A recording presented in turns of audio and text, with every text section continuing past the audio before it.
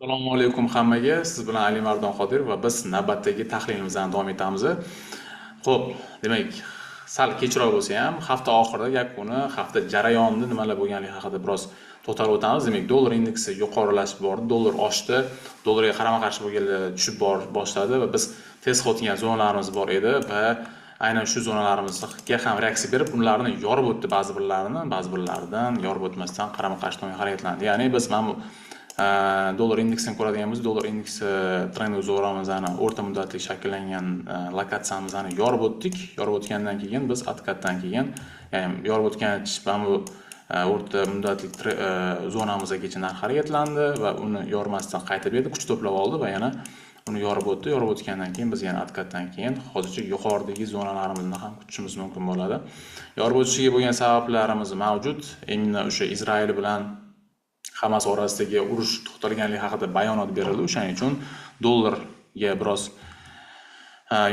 nima deydi, talab ortdi va keyin boshqa nisbatan paralarni navrot tushirishga sababchi bo'ldi. Hozircha shunaqa, demak biz откатni ko'ryapmiz. Откатdan keyin biroz yana narx yuqorilashini ko'rishimiz mumkin bo'ladi. Ключевой narximiz 98-200 borish nuqtalarimiz 99 largacha borishimiz mumkin bo'ladi. Dal shuramiz. Funt dollar paramiz qanaqa harakatdamiz, qanaqa holatlarni ko'ramiz. Demak, bizda umumiy tendensiya buqa tendensiya edi va biz buqa tendensiyasidan o'rta muddat yana ayiq tendensiyaga aylanishimiz jarayonidamiz xullas. Va o'rta muddatli ayiq tendensiyamizni shakllangan trend zonamizni yorib o'tdi. Mana bu zonalarimizni mana belgilab qo'ydim. Bularni yorib o'tgandan keyin retestdan keyin biz pastga harakatlandik va o'rta muddatlik buqa trendimizni ham, buqa trendli zonamiz bor-ku, o'shani ham hozir ko'rsataman. O'shani ham biz pastga yorib o'tdik. Mana bu maksimum bu edi.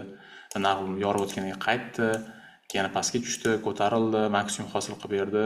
Mana bu trendimizga va uni yorib qayta nima qilyapti? Mana bu trendimizga retest qilyapti. Bu nuqtalardan büyük ihtimal bilan yana pastlashimiz mumkin bo'ladi. Ya'ni qaysi narx bo'lishi mumkin? Uni biz ключевой narx, ya'ni kalit narxini belgilaymiz.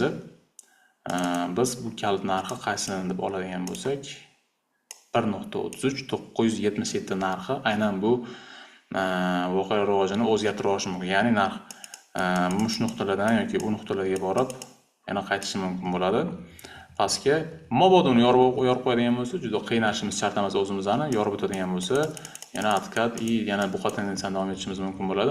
Bo'layotgan voqealar bu naborot nima narsaga olib kelyapti, ya'ni narx bunga borib, ya'ni shunaqa borib keyin yana narx pastga ketish ehtimoli borligini aytayapti.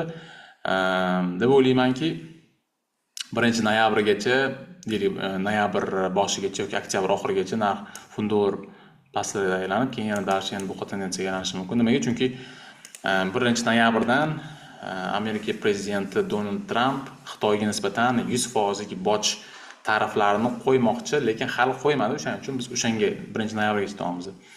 Xo'p, dal shuramiz. Euro USD. Hali demak GBP USD ga biz bay haqida o'ylaymiz. Zonamiz 1.33 977 ni kutamiz. Biz o'tsak yana bay haqida o'ylashimiz mumkin bo'ladi. Dal shuramiz. Euro USD.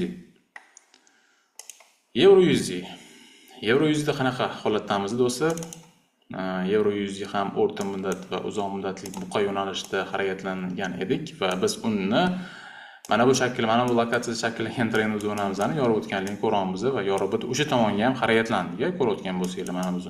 Va demak, narx mana bu nuqtada minimum hosil qilib berdi. Nimaga? Chunki aynan shu nuqtalarimizda narx reaksiya bergan. Ko'rasizlar, mana shu nuqtamiz, ya'ni 1.15 660 narximizdan narx qaytib bergan ekan. Endi olamiz, hozir qaysi nuqtagacha qaytib bergan va qaysi nuqtadan narx yana dash qaysi tomon yuradi. Ya'ni biz hozircha 1.16 565 ni kutarkanmiz. Nimaga? Chunki aynan shu davrga reaksiya bergan, shu davrda va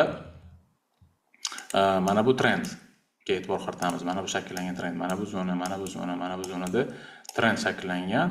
Aynan shu nuqtaga retest qilib yana qaytib olishi mumkin bo'ladi va bu ключевой narximiz ungacha demak. Buni buzmaguncha biz bay haqida o'ylamaymiz va agar uni yorib qo'yadigan bo'lsak, yana biz bay haqida o'ylashimiz mumkin bo'ladi do'stlar. Hozir shunaqa. dalish uramiz. Dollar yana parasini ko'ramiz do'stlar siz bilan. Dollar yana parasi. Biz aynan o'sha mani videomi anchadan bir kuzatib kelayotganlar, aynan o'sha tahlillarimni anchadan bir kuzatib kelayotganlar bilishadi. Aynan mana bu zonamizni biz anchadan bir savdo jarayoni mana shu nuqtadan kuzatib kelayapmiz. Aynan buni yorib o'tadimikan, yorib o'tmaydimikan degan ma'noda. Chunki bu juda kuchli zona hisoblanadi. Narx pastga qulashiga sababchi bo'lgan. Shuning uchun narx keldi. Bu safar bu hafta birinchi gap bilan ochilgandan keyin uni yorib o'tdi va yorib o'tgandan keyin atkatsiz juda kuchli zona bo'lgan evaziga narx primoy tepaga ketdi, tekis tepaga ketdi va qaytgan narxga ham e'tibor qaratib qo'yamiz do'stlar. Bu dailydan shakllangan trendli zona, kuchli trendli zonada qaytyapti do'stlar. Ya'ni biz mana bu nuqtamizdan shakllangan trenddan narx qaytgan bu yerda. Va biz endi buni harakatiga e'tibor qaratadigan bo'lsak, qanaqa reaksiya berishi mumkinligini ko'radigan bo'lsak, bizda mana bu 1.50892 narximiz bor. Mana bu narx aynan birinchi qaytish nuqtamiz shu nuqta bo'lishi mumkin. Yoki o'sha baribir bu nuqtadan bitta qaytib berishini kutamiz, ya'ni mana bu trend, mana bu zonamizdan yoki mana bu maksimumimizdan shakllangan mana 150 dan bitta qaytib olishi mumkin. Manzil 152 100 gacha. Va yana o'sha gap ключевой nuqtamiz mana bu o'sha aytgan anchadan tez qotgan zonamiz. Narx kelib ungacha minimum hosil qilib yoki undan minimum hosil qilib beradiganimiz dars buqadan esa davom etamiz. Va narx kelib aynan shu nuqtani yorib o'tadigan bo'lsa, bo'ldi, yana trendni oyoq tendensiyaga o'tganligini ko'rishimiz mumkin. Xo'p, dars davom etamiz. Lekin buni yormadimi? Demak, hali sell kerak emas. Xo'p, dars yuramiz. Biz keyingi instrument tillarni ko'ramiz do'stlar. Tillar all time high da bizda do'stlar, ya'ni umumiy holatda eng baland narxlarimizdamiz, lekin bitta maksimum hosil qilganligini ko'ramiz. Mana bu nuqtamiz bitta maksimum hosil qilib berdi. Bu maksimum hosil qilganligi sabab bu o'sha urush atmen bo'lganligi, o'shaning uchun tilda biroz uxlab berdi. O'shaning evaziga keyin biz test qiladigan narxlarimizni ham belgilab qo'yganmiz. 3999, 3972 narxlarimizdan agar mabodo yorib qo'ysa, sel haqida o'ylashingiz mumkin. Yormadi. Yormasdan aynan shu nuqtadan ikkita minimum hosil qilib berdi do'stlar. Bu degani yana biz 4056 narxlarini test qilib, shu atrofida biroz o'ynashini, mabodo uni ham yorib o'tadigan bo'lsa, yuqoridagi trendga yo'l ochilishini ko'rishimiz mumkin bo'ladi. Demak biz shu hafta boshida ozgina mana shu nuqtada o'ynashimiz mumkin. Mabodni yorib qo'yadigan bo'lsa, selga ya'ni 3895 gacha ko'rishimiz mumkin narx harakatini. Yormadim, demak hali sel yo'q. Xo'p, dars yuramiz. S&P 500. Do'stlar, S&P 500 da ham shunaqa o'tgan hafta deylik, fundamental voqeliklarni o'zgaruvchanligiga nisbatan do'stlar, mana bu trendni kutayotgan edik. Biz o'sha nuqtadan narx pastga qulashini ko'rayotgan edik, ya'ni 6892 dan. Ammo bu narsa ro'y bermadi. Biz mana bu zona shakllangan trend zonamizni yorib o'tamiz pastga. Ya'ni qisqa va o'rta muddat oyoqqa ham aylanishimiz mumkin. Ya'ni o'sha S&P 500 imizda, ya'ni mana bu trendga yorib o'tamiz. Qo'shimchasiga bu trend, ichki trendni ham belgilab qo'yganmiz. 4 soatlikda hali yormayapti, lekin yorish jarayonidamiz va biz mana bu nuqta va bu nuqtagacha ham kelishimiz mumkin. Xo'p. Hozircha shunaqa, keyingi haftani boshida yana bitta video qilib beraman do'stlar. Narx kutilayotgan narxlarni yorib o'tdimi, yorib o'tmadimi, qaysi tomonga o'zgarganligi va global ideyani beraman. Va do'stlar, yana o'sha sharhimni va undan tashqari o'sha primoy signal va ideyalarimni mana Telegram kanalimda ko'rishingiz mumkin bo'ladi do'stlar. O'zimning bitimlarim va signal ideyalarim ham kun ichidagi strategiyam bo'yicha do'stlar berib boraman.